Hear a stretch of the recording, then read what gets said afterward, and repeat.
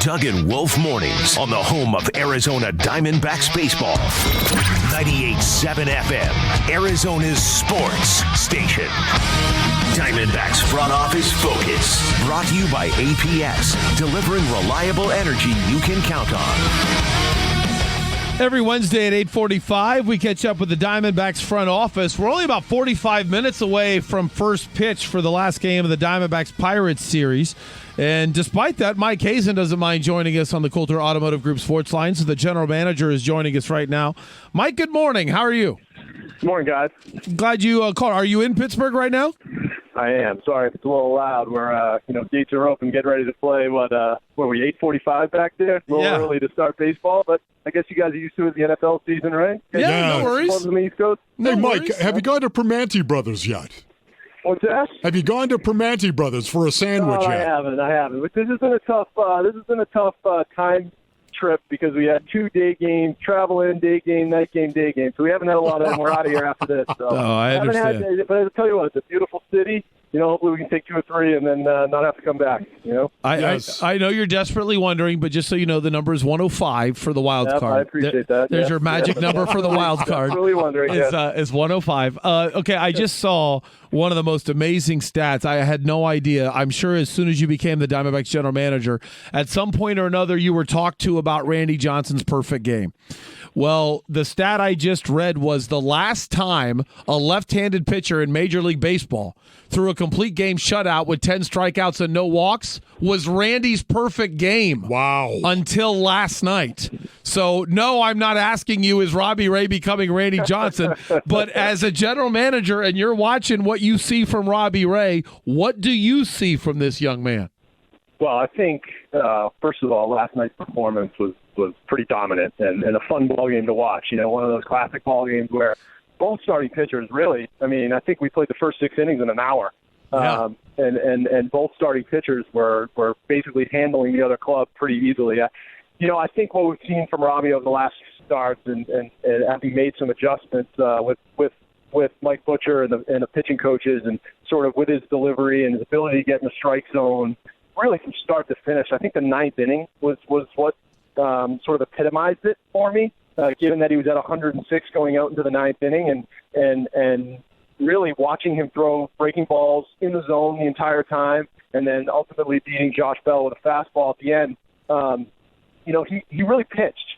He's 96, 97. When he throws his fastball, he can beat guys with his heater really when he wants to, but I think watching the way he pitched, the way he managed the strike zone, I think you're seeing that improvement as a pitcher as opposed to not that he was a thrower, but somebody that was beating guys just with pure stuff as opposed to command and pitch sequencing. And then really highlighting what Chris Herman did behind the plate last night, because I think, anytime you have a performance like that, I think Robbie would be the first to tell you that it has to work in conjunction with the guy behind the plate. And I think when they had runner at third and 1 out early in the game after we had that pop-up get lost in the twilight. Watching Herm back there block every one of those breaking balls to keep that runner at third, let Robbie strike the next 2 guys out was really impressive to watch those 2 guys go to work.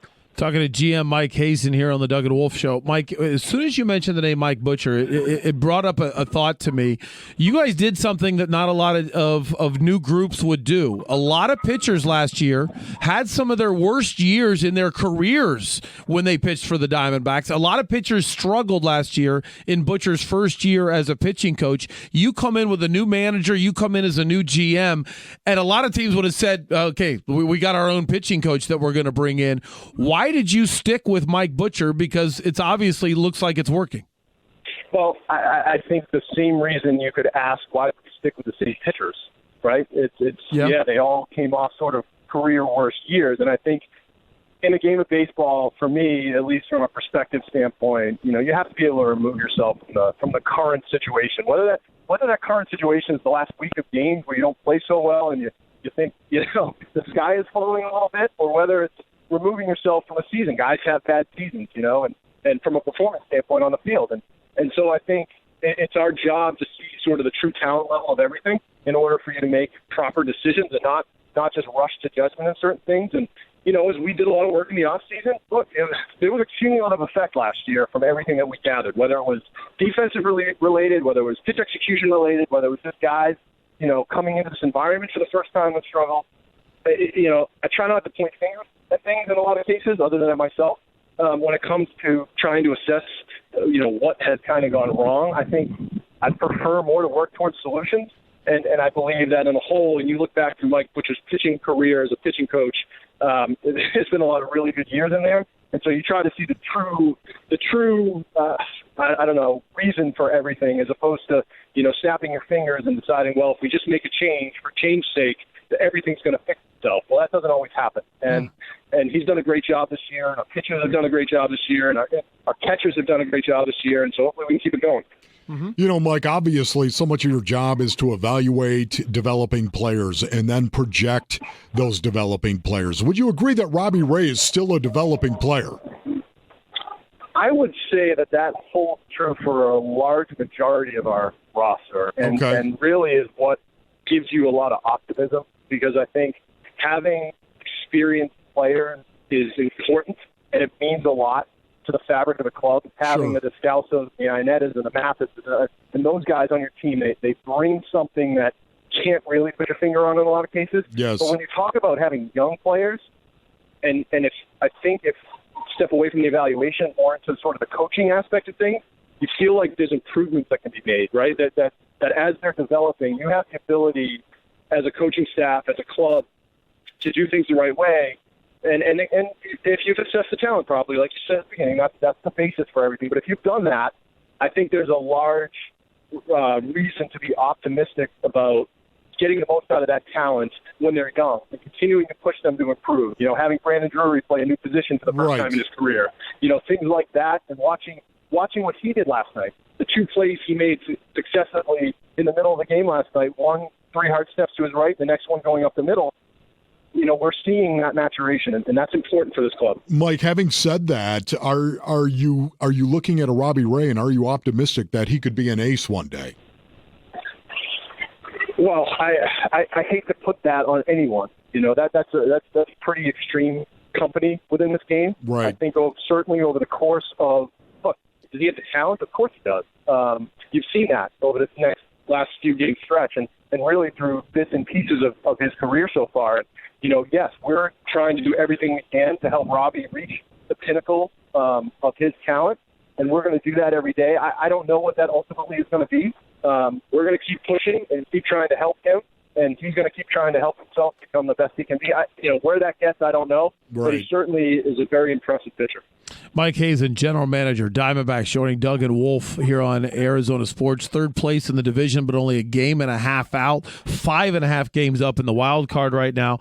The road home splits are real, though, with Robbie. 6.75 ERA at Chase, 0.64 when he's on the road. Have you guys been able to pinpoint anything physically with Robbie that's affecting his home road performance?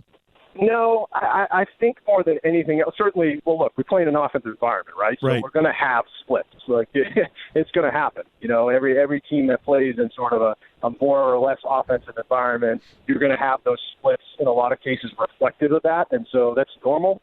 I think more than anything else, what you've seen over the last few starts, what you saw last night, was a complete command of the strike zone with all of this stuff.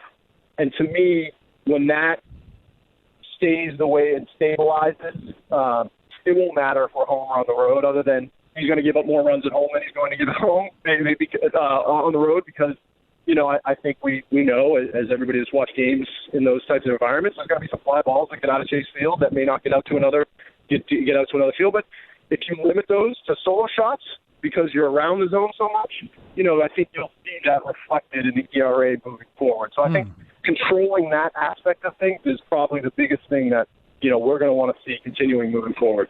Mike, just a little tip. I'd go with a pastrami at Primanti Brothers, okay? The pastrami sandwich. You strike me as a pastrami kind of guy. Put anything on that sandwich? Oh, boy, should I take offense to that? Yeah. The cheeks are a little full. Is that what you're saying, Michael? Oh, the cured meats are the best, right? Buddy, thank you, man. Well Appreciate your time. All right, guys.